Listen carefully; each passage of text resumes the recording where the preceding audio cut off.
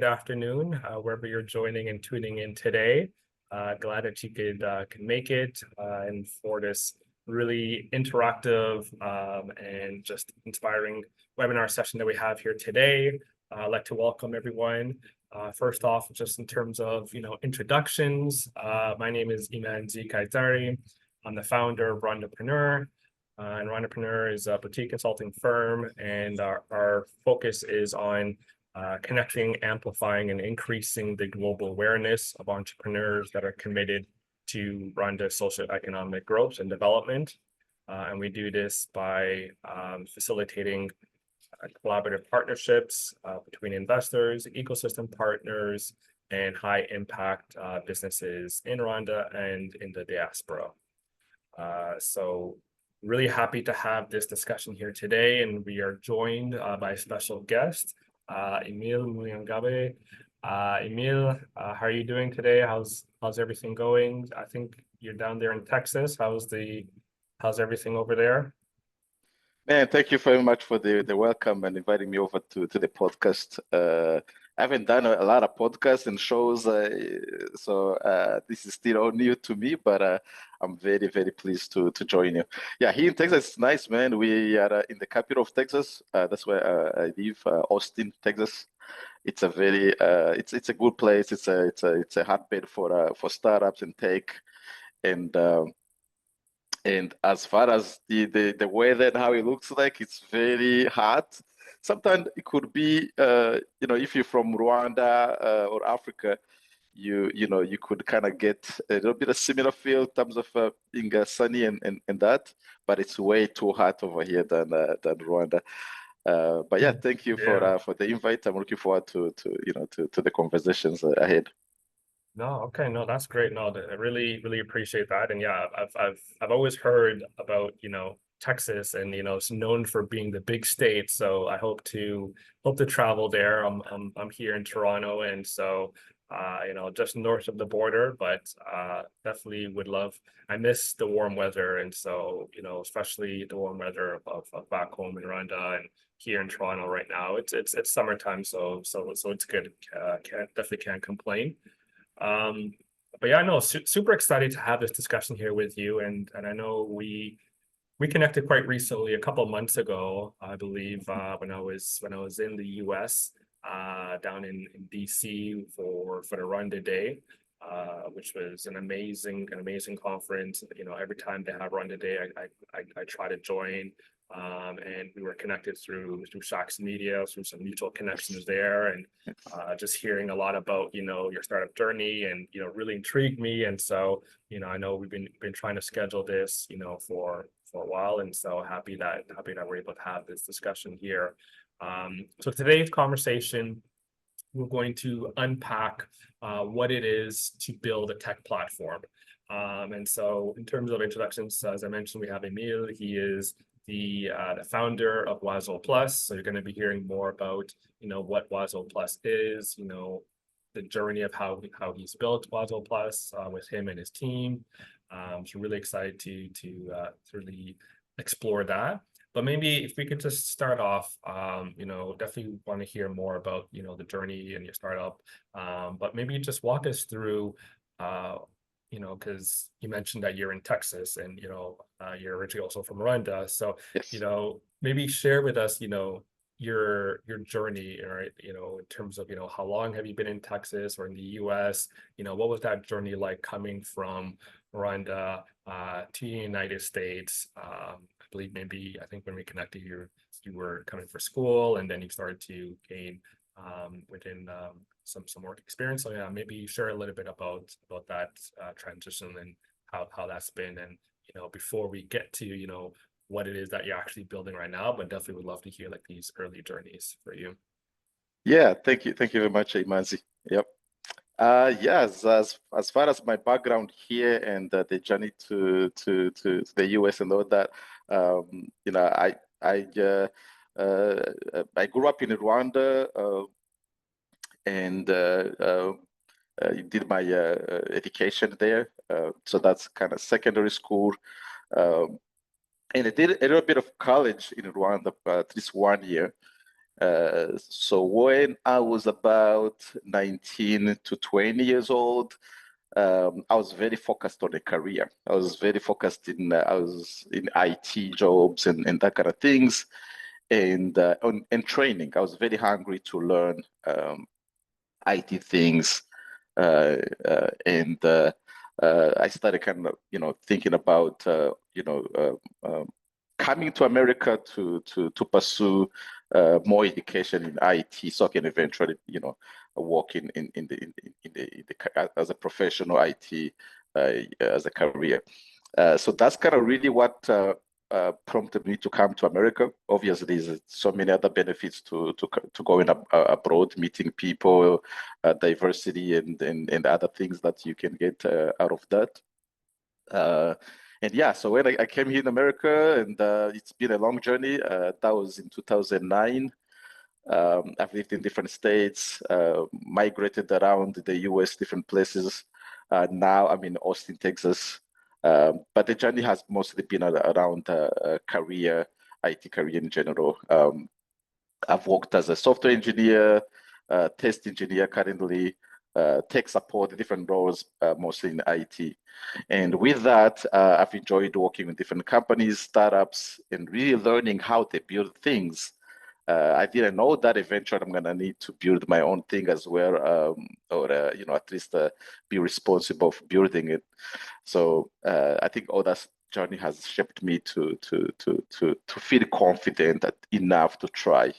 So yeah, that's kind of pretty much it.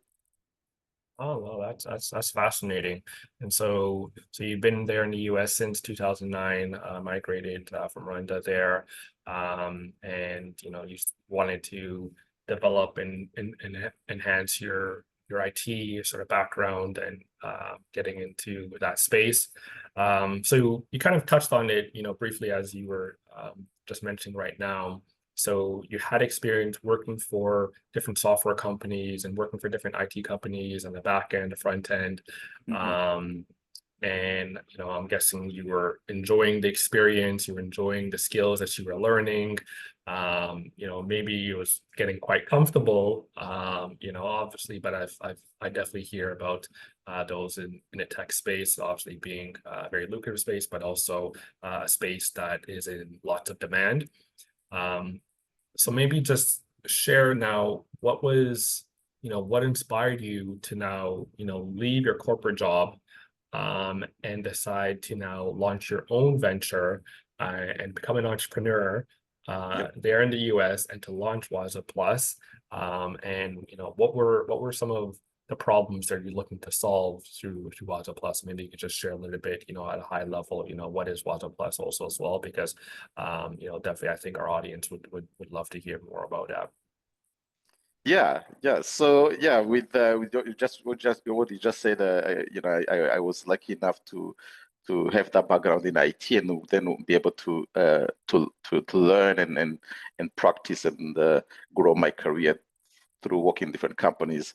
But just one thing you mentioned that I want to correct real quick is I haven't left yet the corporate. So I'm still part-time working for another company and also focusing a lot also on WazoPlus. Um, and again, that one of the reason is WazoPlus isn't yet making money just yet. So therefore, I still need to continue to work at the corporate to support and reinvest in WazoPlus. But I believe that hopefully soon I'll be able to fully focus on WazoPlus as it scales and everything. Uh, yeah, in terms of what led me to start WazoPlus, it's actually a specific thing. Uh, During COVID, we had so much time, people to stay at home, to think and to reassess things, and also really to meditate, I would say. So my journey started forming around WazoPlus during COVID, and that's when actually I planned to visit Rwanda for the first time, or pretty much the first in the last 10 years. And before I went home, I was doing a lot of Googling, trying to, get familiar before I get home. In terms of at the moment, I was very interested in startups in America, startup ecosystem, businesses, and I was Googling a lot, similar things on the African continent, in particular to Rwanda. But then I had a lot of frustration around the results online. So I was not seeing much content. I was not seeing much, responses to what I was looking for. And I was like, why am I not able to? So later on, I went to Rwanda. I was very amazed. I was very amazed of the business, technology, entrepreneurial startup ecosystem. I was just very amazed. I was like, wow. Again, I could not find these things enough online.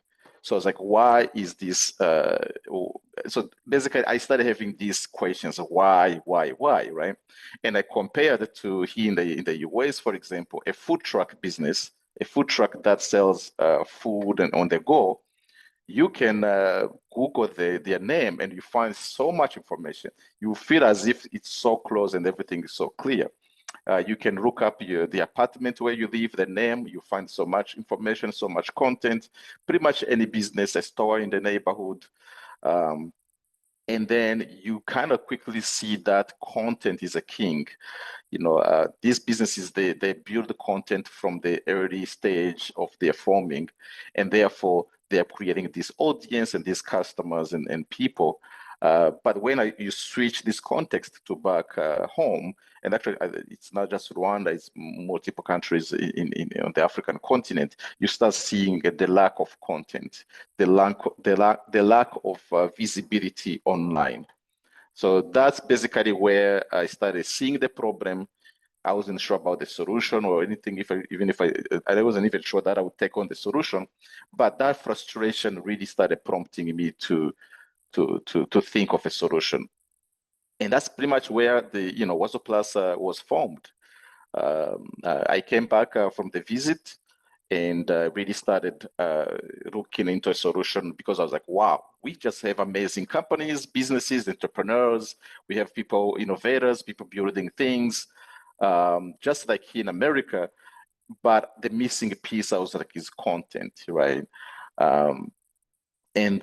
So WazoPlus started from there, and as a place for businesses to create content, but also it expanded for other people as well to create content, to build brands. In short, that's kind of really the backstory. And again, because of my background in IT, I felt empowered enough to start this from scratch on my own, and then start bringing in different people to help me out. And so that's kind of in a summary. Wow. Okay. No, that's great. That's great. No, thanks for really providing like that in-depth sort of, background of what led you to start WazoPlus. And it's really interesting to hear and really cool that it came from a need of, when you went back home. And similar thing, I could also attest, in connecting with family and friends back home, and when I go back to visit, and I'm like, you know what, there's so much amazing innovation that's happening back home, whether it's in Rwanda and also on the continent. And then when it comes to the access or, how do we help amplify and support, not even say help, but how do we collaborate to really amplify a lot of the amazing work that's happening there on the continent. I totally get it. And similar to you, definitely also, for myself, still having also a day job also as well, and building Entrepreneur on the side. And I think that's why we really first connected really well, when we met back in DC, in terms of, understanding what you're building at WazoPlus is very much in line with what we're building at Entrepreneur, right? And so really trying to really amplify and to highlight the amazing potential and the amazing entrepreneurs, high impact businesses in Rwanda and on the continent, and try to forge a way where we could, have opportunities for greater collaboration, right? And you know, and help, you know, these businesses grow and scale, right? Because our main focus is really, you know, how do we take, you know, these early stage founders and and startups and accelerate, you know, faster adoption, you know, not just, you know, in the country, but also in the region and the diaspora. So that's great to hear. And so, yeah, you mentioned about the content, you know, something about as you were seeing, you know, different opportunities that are being presented back home. And, you know, some of it was, you know, the issues of, how do we showcase this talent or in a centralized way. So I guess, what are your challenges that you're seeing right now? Either within, your particular space at WazoPlus or within the ecosystem and the sector, when it comes to building these types of platforms. And so I guess in your case, because you have an IT background, you decided to build this platform from scratch, and really help and really sort of support that. But I guess what are the current challenges? Is it the awareness? Is it visibility? Is it, funding? Like what are some current challenges that you're seeing, and how are you taking steps to overcome those? Yeah, that's a very good question. That's a $1,000,000 question, because challenges, it's all abundant. It's just challenges.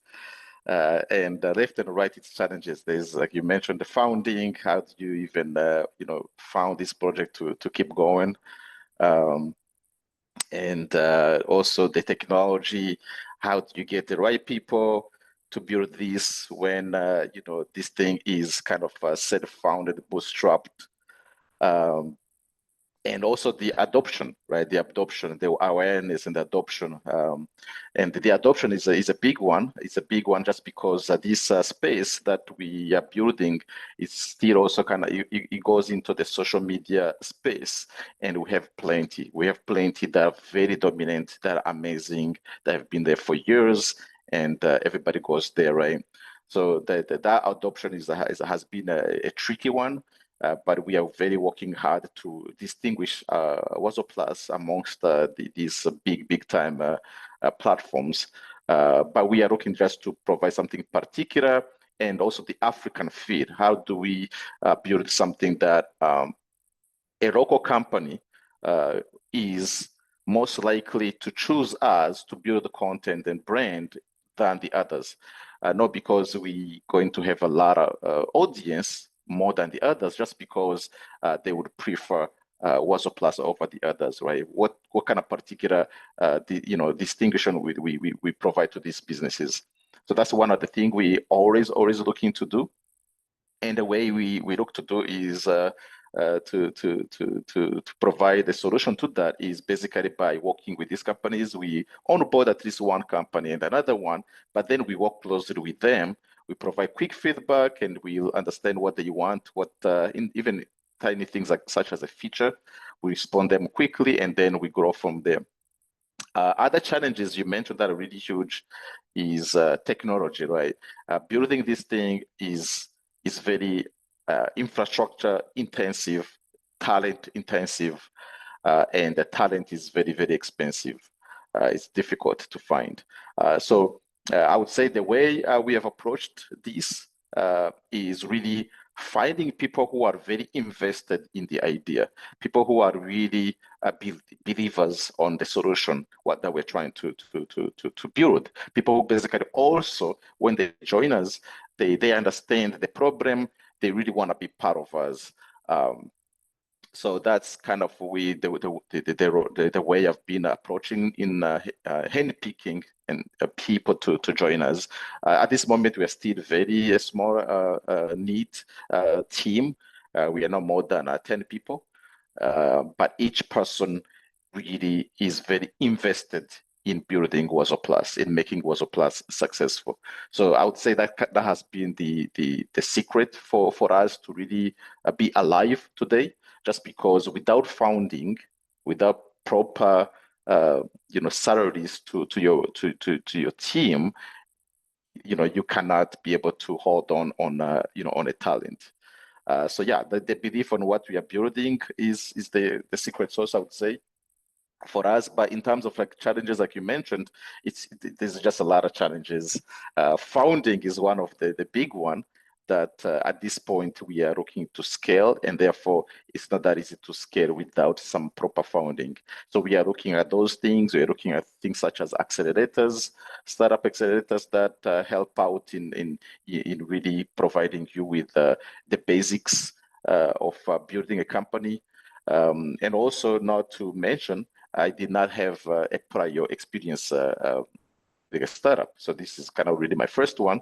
And as we know, in terms of numbers, in terms of statistics, uh, it's not easier for first-time founders to build a successful thing. So the statistics goes against somebody like me, but we really just really doing our best to build something successful, despite the statistics and all that stuff. So yeah, I think that's how I would summarize the answer to your question. Mhm. But it's a really good question because it's just really huge and it means Right. everything for us. So yeah. Right. Yeah, no, what you've mentioned is something that I've heard quite often when connecting in with the various founders at various stages of their journey. And what you just mentioned right now in terms of, for first-time founders, especially again, if this is something that, you kind of just stumbled upon, and, again, you're trying to understand how do you lead a team? How do you, first of all, build a team? And I like what you mentioned, right? How do you find that type of talent that's committed and that's invested, right? And there's so many different ways, obviously, as early stage founder and startups, obviously, looking at different ways, whether, for future equity, in the business, so there's sort of like, maybe like some non-monetary options right now, but obviously that are linked to then how the company grows, right?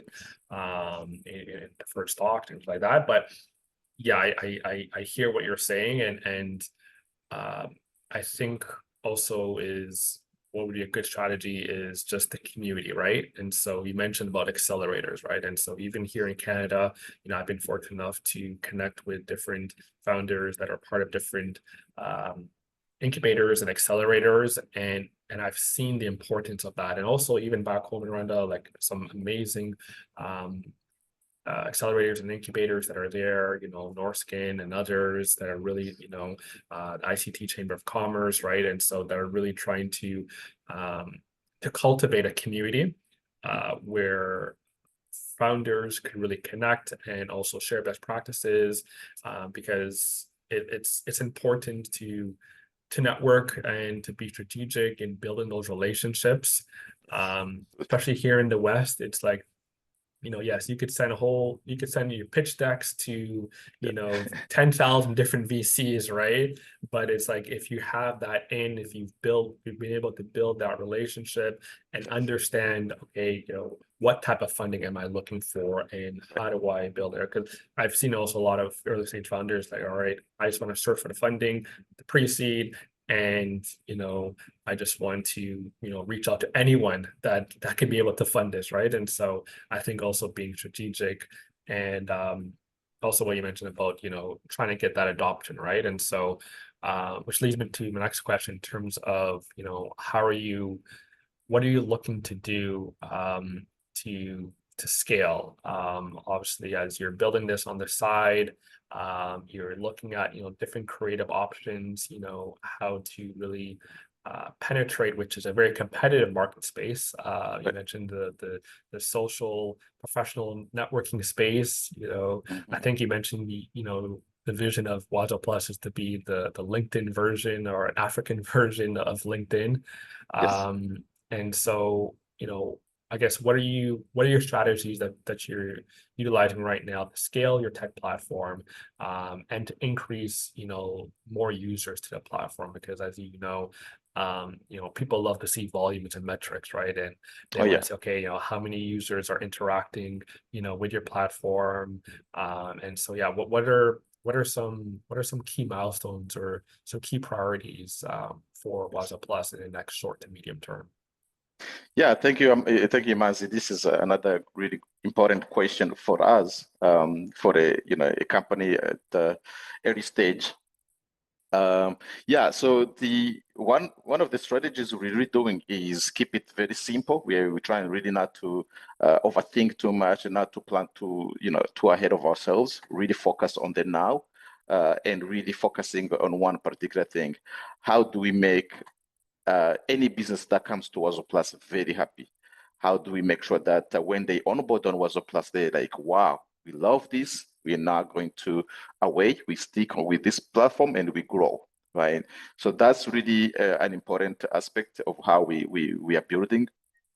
And we are focusing on how do we bring a big brand, even just one, on WazoPlus, make them very, very wowed, very happy, and then from there take on another company and another company, right?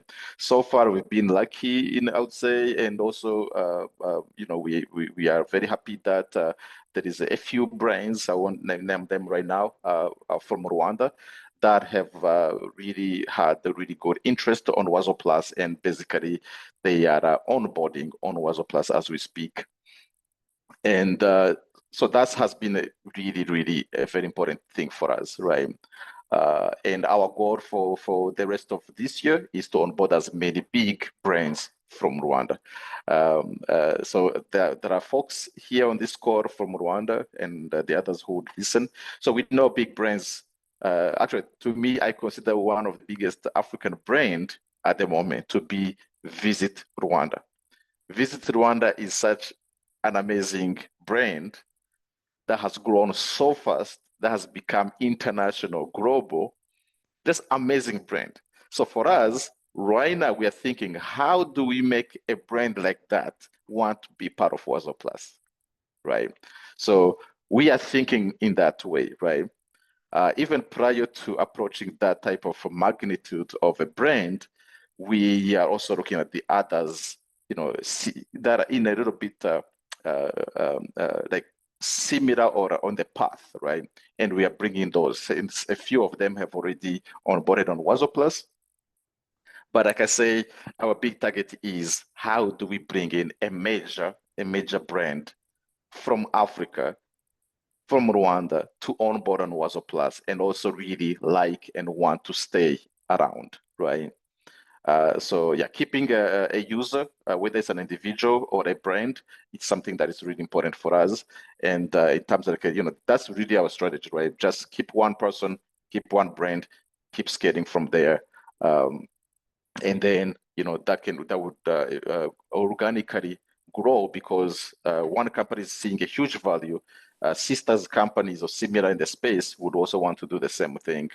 And then we are looking to after we have a very good success in our native country, which is Rwanda, by the way. Also, plus we have a local office in Rwanda, in Gikondo. For those who knows Gikondo, that's where we have our office. And yeah, we are focusing on the Rwandan market. Although our next big market to approach is Nigeria. And I'm saying in Nigeria just because it's an area. I mean, it's the biggest market in Africa, right? And some of the folks who are a part of WazoPlus are from Nigeria, so it kind of naturally felt the right next stage.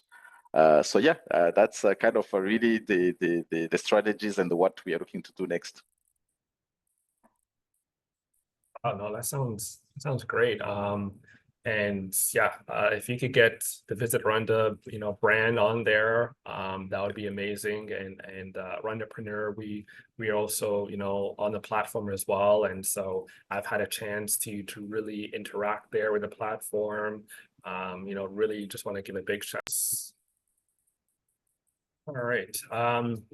Okay, so Emile, you were talking about your journey of building the platform, of trying to onboard more users to the platform, and increase awareness within the ecosystem. And so think I was mentioning that, we have benefited greatly from the services of WazoPlus. And so for us, it's been a smooth transition. And so we're hoping through events such as this, that we're going to help amplify this out to more of the network within the Entrepreneur Network. And also those, within the African diaspora, because there is lots of potential for people to be using the services of WazoPlus. And so definitely we benefited a lot from it. And so I wonder if you could talk briefly about, what do you think from your perspective, where do you see the media tech space in Africa going? So you mentioned, content is king, and, we are on our phones a lot, and there's different media outlets and sources. But I guess specifically, how can we support businesses on the continent grow into global brands? So from your perspective, how do we go about that? Yeah, that's a very good question, and I would not say I'm an expert to respond to this question properly, but I'll give my 2 cents. Yeah, I mean, when you look at the developments and the growth of companies, the startups, innovations, and all that happening on the continent, it's crazy. I mean, it's growing at a very rapid speed, and it's only going to continue to quadruple and grow and grow and grow. So with that said, that's on the business, technology, this and that, but also there's going to be the media to support that, right? To support that growth. Brains are gonna keep growing. New brands are gonna be born. So the media space is going to continue to be very, very important. Companies are going to be looking for high visibility. And also, when you look at the African, people, we are all over the world, right? People are going to Europe for school and coming back home, or for business. People are basically not just living all their lives from one country, right? We are moving through the continent. It's becoming easier to move and to come back and build the businesses. So with that said, you no longer really need to stay local to do anything, right? So media is going to continue to be important, so people can continue to catch up, right? To have live events, live everything on the go, right? So they can continue to keep up with what's happening back home. So platforms like, even what we are building at WazoPlus, I do believe that there will be, more companies that will be born around this, around the media. So I just think it's going to be very organic, and it's just going to come out of the need for building brands. One thing as an example that I would like to get us is, when we started this conversation, I was giving an example here in America, for example, where I live. You can look up a food truck, a company that sells food and they go. You can literally look it up online and you see everything about that company. You can even see the stories. How did they build the company? Who are the founders? What's what's their business or their menu? All that stuff, right? So what I would like to see in the future is I could be sitting here in Texas and I can, be able to see a new food truck or similar business from Kigali or another a place, a location in Rwanda, and be able to really get everything that I need to know, right? Just the same way I can from here, and be able to see the menu that they came up with last week, get all this information in real time.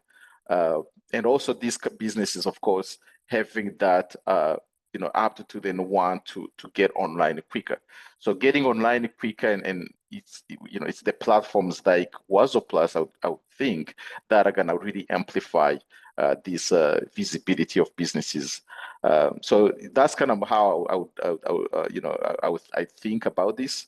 But it's just really gonna come naturally, and it's only going to grow faster and faster. The population is growing at a high rate, especially the very educated professional population, young population, and therefore it's just naturally that the media space is going to also follow through as well, so that we don't have to find things from the media that are owned by Americans, by Europeans, right? The big brands. We're going to be able to have the media's startups that are owned by Africans for Africans, right? So that's kind of how I really see it, shaping in the very, very near future. Hey, no, that's great. Thanks for sharing those insights. And yeah, I agree. The content is growing, and how we're going to be consuming content is going to be pivotal in terms of the next steps of what's going to happen. And so I think having an African-made platform, a sort of end-to-end African-made platform will be pivotal, will be crucial. And so if WazoPlus could really, create that niche, and get more adopted users on there, I think this would be great. And then right now, in terms of like users, or is there any particular areas or sectors where people are, where people could be coming from, or is it open to any sectors? It could be, let's say, in the arts, you have an arts business, or maybe you have your own podcast, or even for professionals as well. Maybe you haven't started a business, but you're aspiring to be an entrepreneur. Maybe you just want,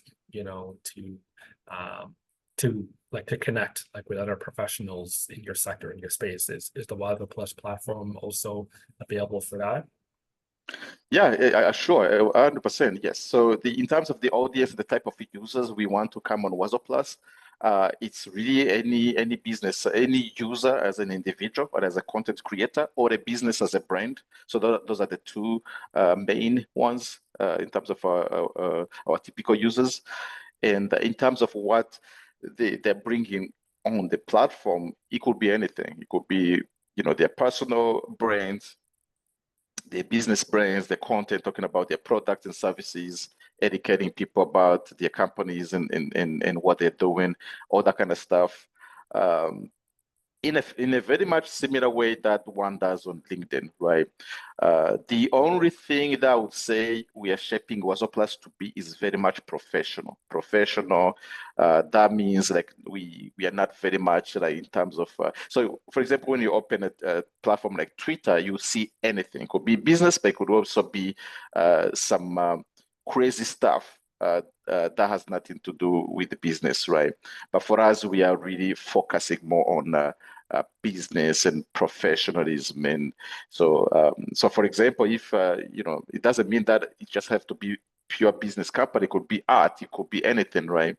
But we really focus more on the professional. It's difficult to keep out users, though. It's very difficult to keep out users because even at this point, we've seen just different companies from different countries sign up on WazoPlus and start creating content, right? They just see it as another social media from their eyes, and they're okay, cool. We want to build content, and they start building content. So for us, we don't kick them out or anything like that. But the only thing we do is we do have a terms of use or some kind of a guide form that people they have just to look at to avoid certain type of content that we do not want to end up on the platform. And once that is in place, the content could pretty much be anything, but the stuff that we do not really accept on WazoPlus, which is a really kind of typical in a professional platform. Okay. And then I know we haven't talked to you specifically, but I wanted to really learn more of the business model that you're building on this. Like, how are you building that piece, right? Are you looking now to would there be like subscriptions, and how other similar platforms? I know obviously it's free to join, but then there's different tiers in terms of subscriptions. But how are you looking? What was the business model looking like, and in terms of generating revenue from this? Yeah, that's another $1 million question, to be honest. So when we built this, we had different ideas of how the business model could look like, but things have evolved a lot. And we are focusing more not just to be so towards like how a specific business model. We want to be flexible and think and what would be the best one. And right now we're not just making quick decisions, right? But in general, the business model of a platform similar to what we are doing, there is general typical business models, right? Like you mentioned, the subscriptions, or anybody can join free, and therefore later on they may have certain features they want to access that could be only for brands, could be only for advertising, that kind of things, but a typical thing you will see in WazoPlus in the near future is the ability to create your own marketing campaign, right? So right now you can see, let me give you an example to similar platforms that we all know of. You can log into Instagram and create a marketing campaign, right? For your business, you can choose how long it would last for and what targeted people, targeted audience, that kind of things. So that would be some of the things you see in the WazoPlus as well. In terms of some other special and specific business models, we are very much flexible and always looking at that. I guess I would add on something that I forgot to mention here is certain businesses that joins WazoPlus, they tell us that we don't have content creators. We don't have a team of content creators. We need you to connect us with content creators. So that has been a niche or something that we found to be valuable for these businesses. So what we do is we assign them a personalized expert content creator to this business. And then basically they form a relationship, and this content creator basically builds content for this company. And then therefore later on, the company, they want to stick with the content creator, which basically becomes a form of business model for WazoPlus. Yeah, so that's one of the way we are doing it. Even at this moment, we've already done that. We have a good number of companies that have been assigned a content creator, and this is a model that we are keeping refining to make sure that these businesses find high value for that. Okay, no, this is good.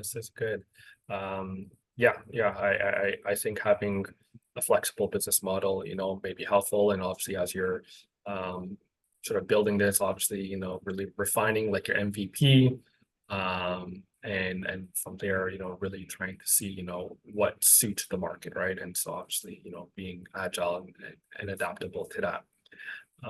Okay, so we have a few minutes left here, but definitely want to open up for questions. And so it looks like we have one question that did come in. So if anyone has any questions, feel free to type your question in the chat, or you could come off mute and we could ask the questions here. So David here has a question.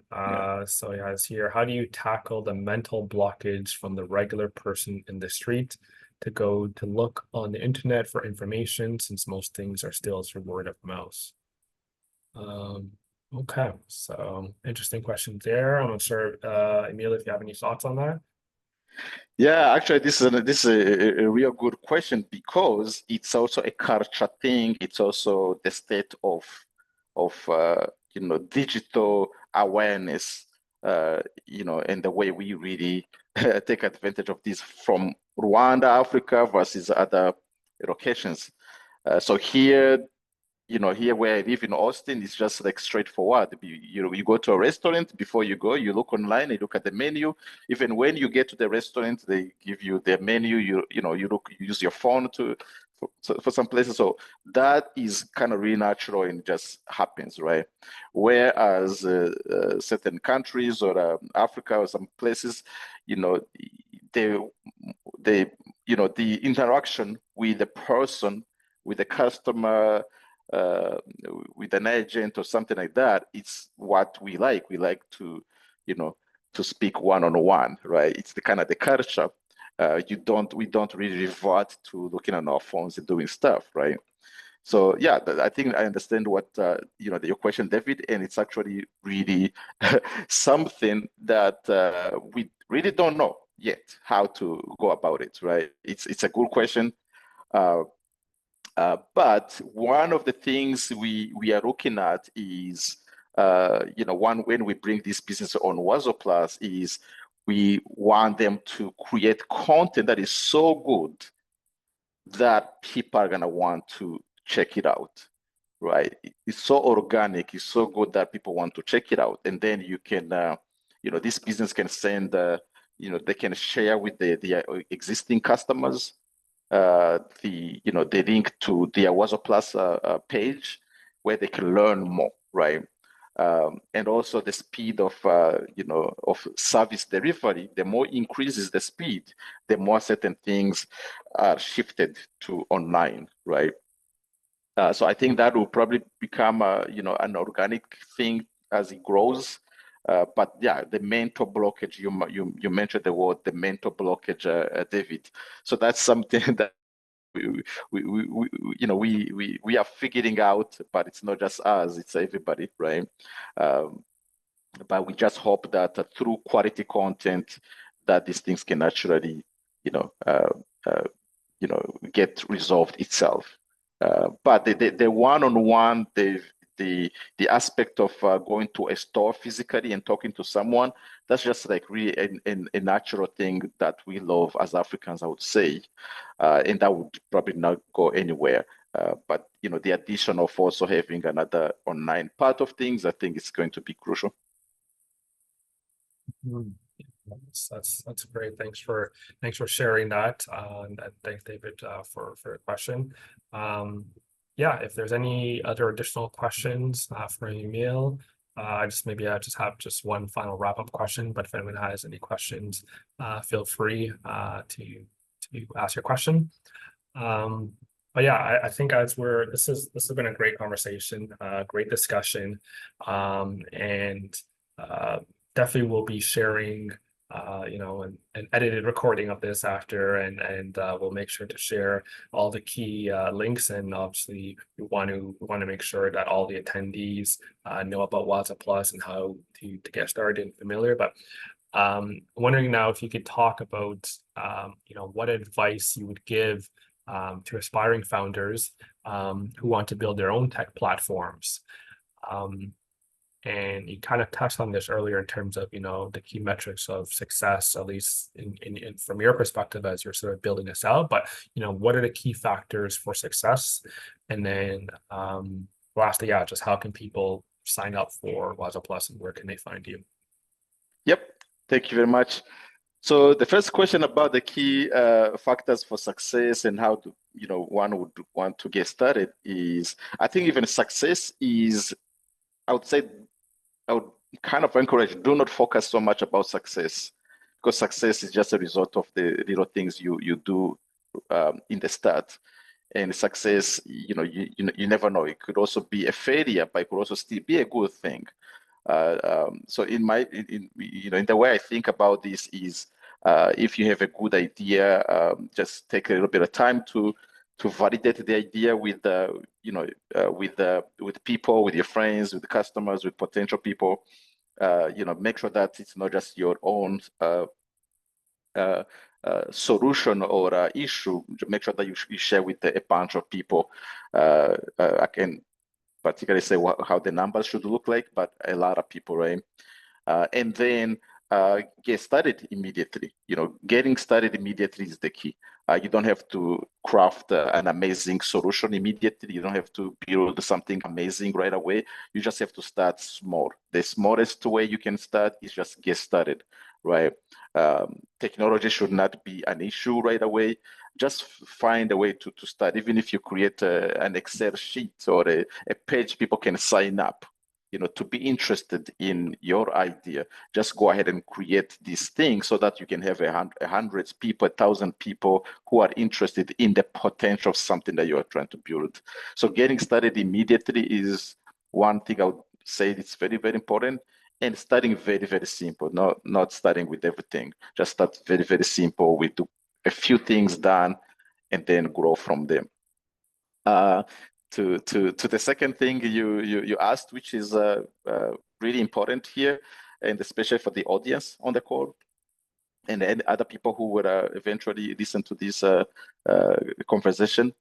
At WazoPlus, as you heard from the conversation here, we are building something that's really huge, we believe, but we are very constrained by the support we have at the moment in terms of the talent we have on the team, in terms of the users. So we are looking for people who are believe in what we are building. So if you are listening to this conversation and you like what you are hearing, visit our site, check it out yourself.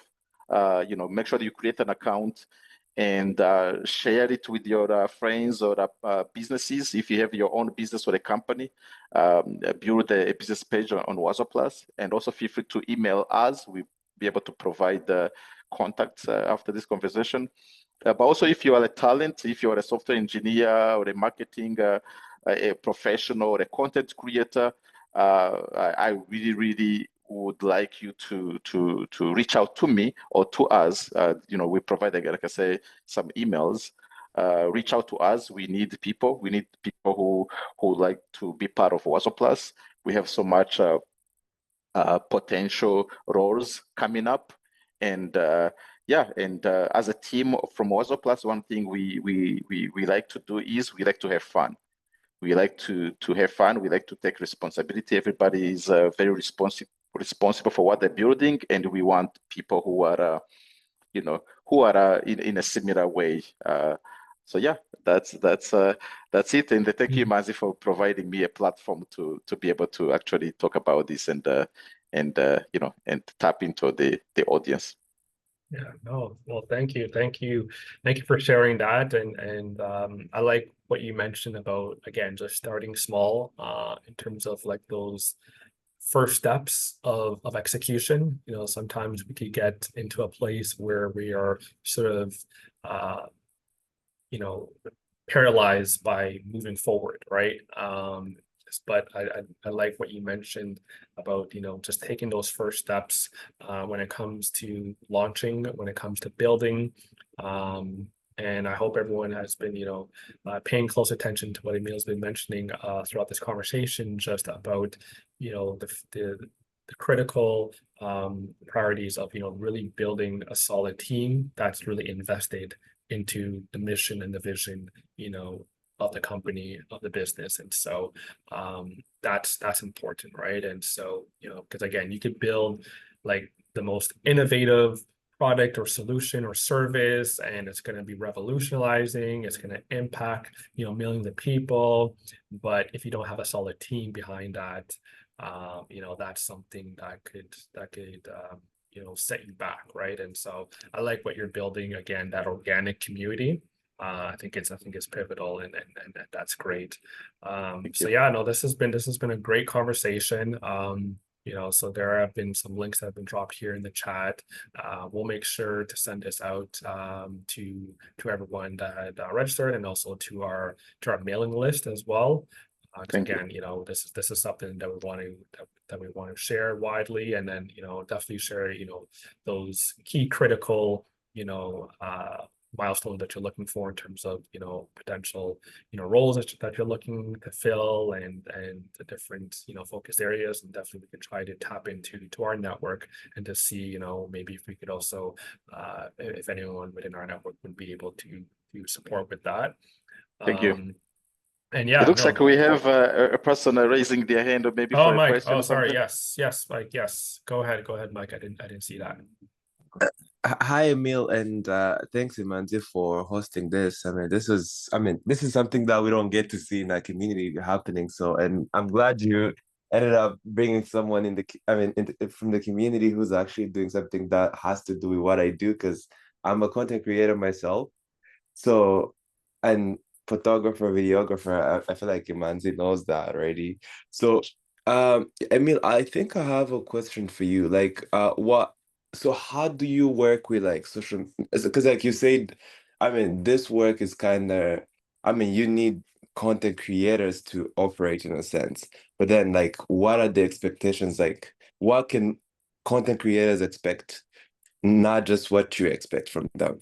Like when we join your platform, what do we expect? Is it Is it like paid opportunities? Is it like how does that work in a sense? Yeah, that's a perfect question. This is a great question for the content creator you're asking, and I'll respond from the content creator perspective, which is exactly what you just asked me, right?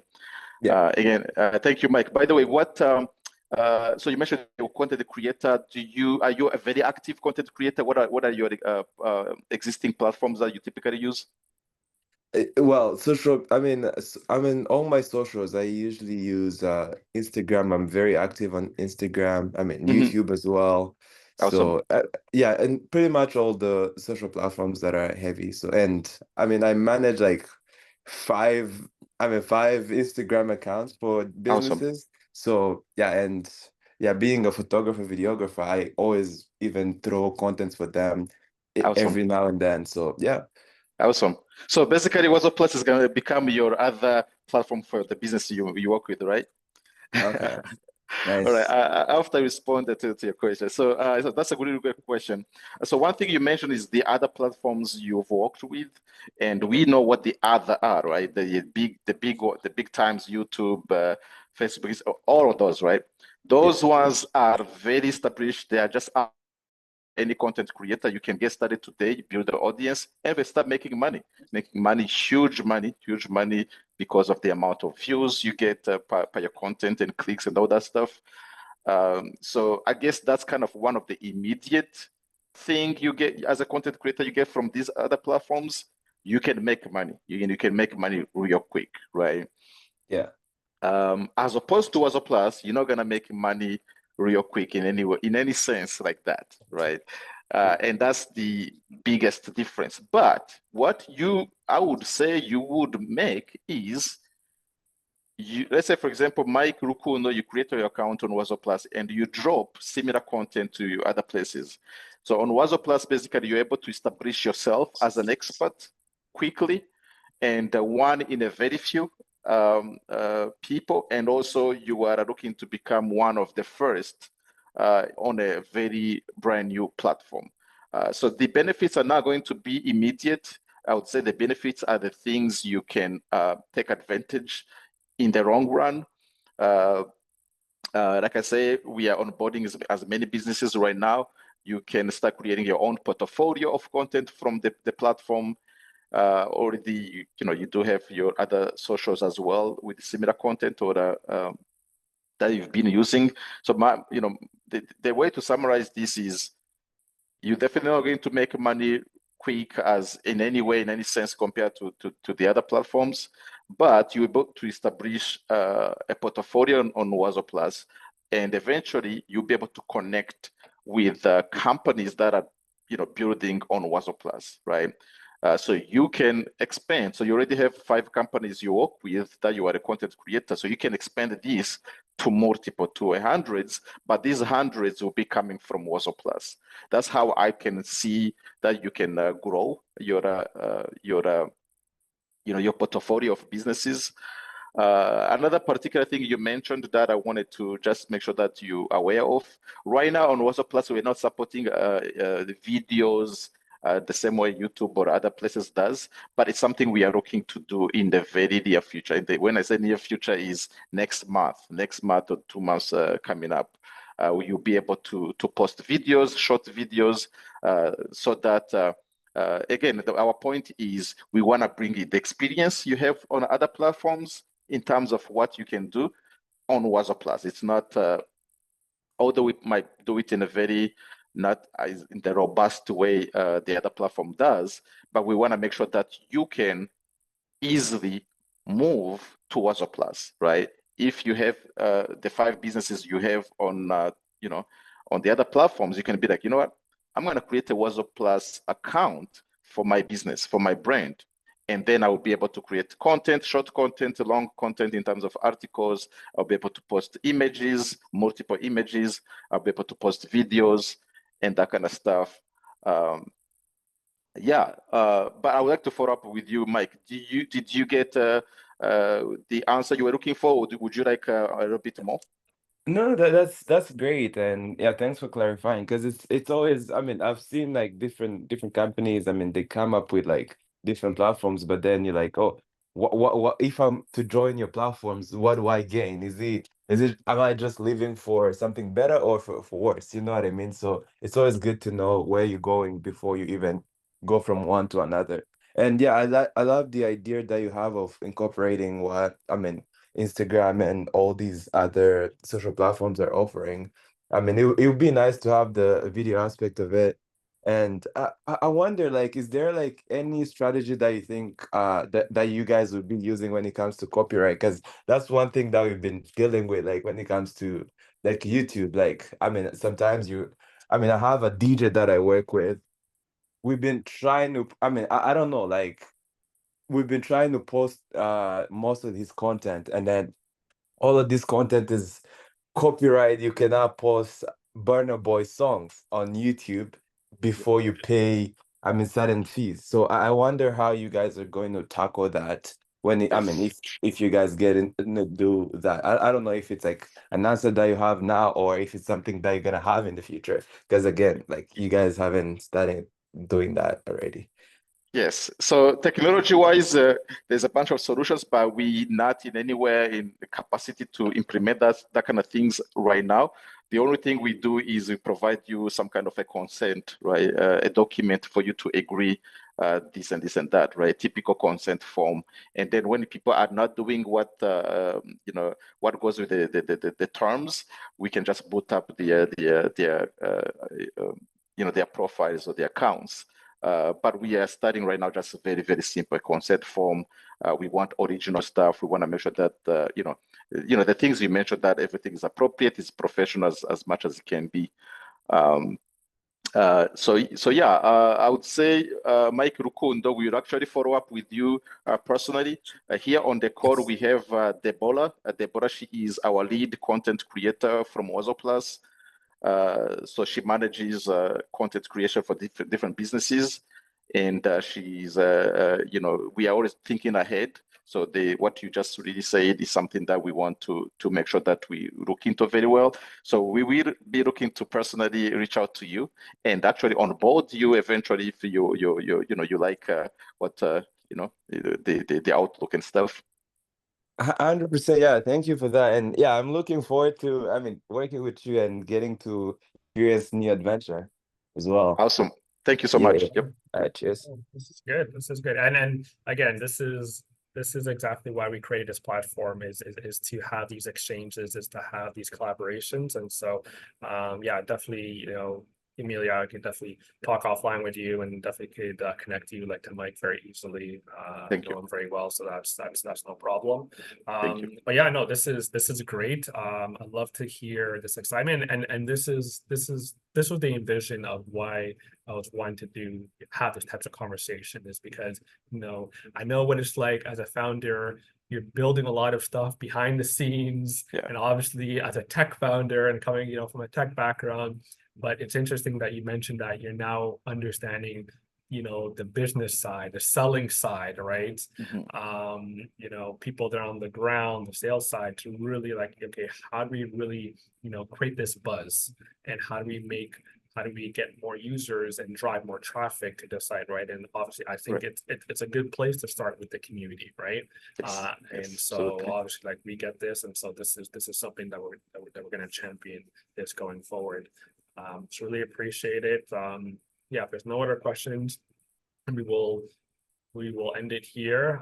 But just want to thank you again, Emile, for jumping on, for staying with us for a little bit longer than expected, and for everyone else for staying here with us, contributing or participating and providing feedback. Hopefully, the feedback that they got and the interest was great, and so we'll definitely be following up soon. And yeah, definitely check out the website, play around with it. I think that'll be a good first step.